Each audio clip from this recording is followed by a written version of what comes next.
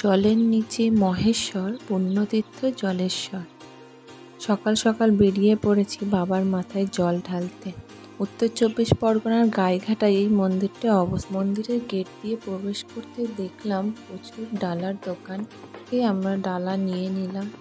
একটা ডালার মধ্যে 5 রকম ফল, আকন্দ ফুলের মালা, জবা ফুল, নীলকণ্ঠ ফুল, কুচো ফুল, মোমবাতি, ধূপকাঠি সমস্ত কিছু দিয়ে মাত্র 50 টাকায়। যেহেতু সেদিন সোমবার ছিল, ভোলেনাথের দিন, আমরা ডালা কিনে লাইনে দাঁড়িয়ে পড়লাম। সোমবার এসেছি, প্রচুর ভিড় হবে এটাই স্বাভাবিক। এখানে আছে নন্দী মহারাজ। নন্দী মহারাজ বসে আছেন, ভোলেনাথকে পাহারা দিচ্ছেন। ভক্তরা নন্দী মহারাজকে পুজো দিচ্ছেন। এখানে কিছু ডালা ঢাকা দেওয়া সুন্দর সুন্দর ডিজাইনের কাপড় বিক্রি হচ্ছে।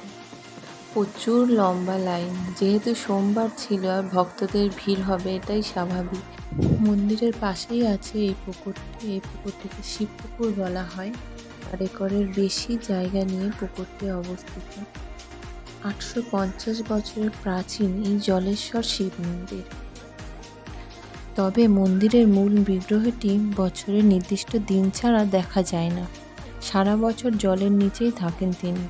চৈত্র মাসের 3য় সোমবার বিগ্রহটি তুলে আনা হয়, আর এই কাজটি করেন চরকের যারা মূল সন্ন্যাসী হন তারা।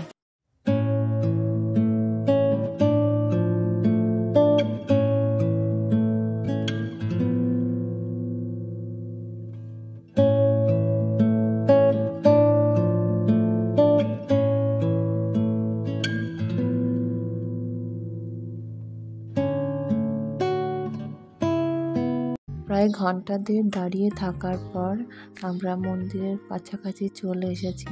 এইবারে সেই শুভক্ষণ এসে গেছে বাবার মাথায় জল ঢালার। যেহেতু মূল বিগ্রহটি সারা বছর জলের নিচে থাকে, সেহেতু মন্দিরে আরও একটি বিগ্রহ রাখা হয়েছে ভক্তদের জন্য। ওই শিবলিঙ্গের মাথায় জল ঢাললে সেই জল সরাসরি শিব পুকুরে গিয়েই পড়ে। সেখানেই মহেশ্বর থাকে। হর হর মহাদেব। জল ঢালা সম্পন্ন করে বেরিয়ে এলাম। ওম নমঃ শিবায়। মহাদেবের বিভিন্ন কাহিনী চিত্র আকারে মন্দিরের গায়ে ফুটিয়ে তুলেছেন। এক একটি দেওয়ালে মহাদেবের এক একটি কাহিনী তুলে ধরা হয়েছে।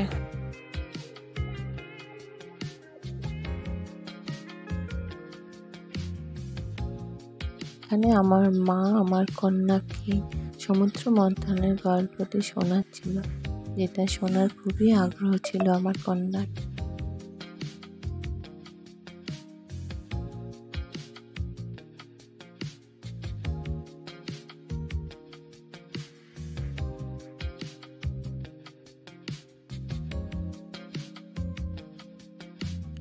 মন্দিরের পাশেই চলছে বিশাল মেলা। কথিত আছে সেন বংশের রাজত্বকালে দ্বাদশ শতকের শেষের দিকে এই এলাকায় শিব পুজোর প্রচলন হয়।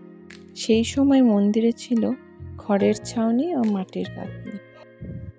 পরবর্তীতে গোবরডাঙ্গার জমিদার রমেশচন্দ্র বন্দ্যোপাধ্যায় শিব মন্দিরের জন্য 60 বিঘা জমি দান করেছিলেন।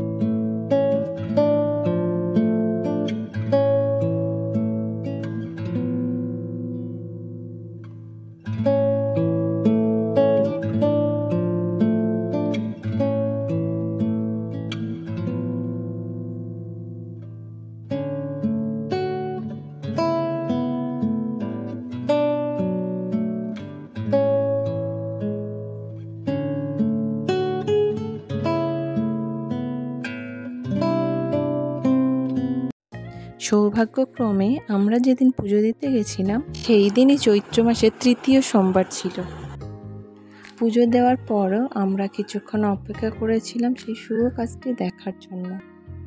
নির্দিষ্ট টাইম হলেই সন্ন্যাসীরা জলে নামেন, তারপরেই খুঁজতে শুরু করেন মহেশ্বরকে জল থেকে খুঁজে তুলে আনতে বেশ অনেকটা টাইম লেগে যায়। শিবলিঙ্গটি পুকুর থেকে তুলে আনার পরদিনই সন্ন্যাসীরা হেঁটে নিয়ে যান হালি শহরে। সেখানে গিয়ে মহেশ্বরকে গঙ্গায় স্নান করানো হয়। তারপর স্থানীয় 8টি গ্রামের বাসিন্দাদের বাড়িতে পূজিত হন। আবার পয়লা বৈশাখের দিন মহেশ্বরকে জলের নিচে রেখে আসা হয় 1 বছরের জন্য। যেহেতু জলের নিচে ঈশ্বর অর্থাৎ মহাদেব বাস করেন, সেহেতু এই অঞ্চলের নাম জলেশ্বর হয়েছে। ভিডিওটি কেমন লাগলো অবশ্যই কমেন্ট করে জানিও। ধন্যবাদ।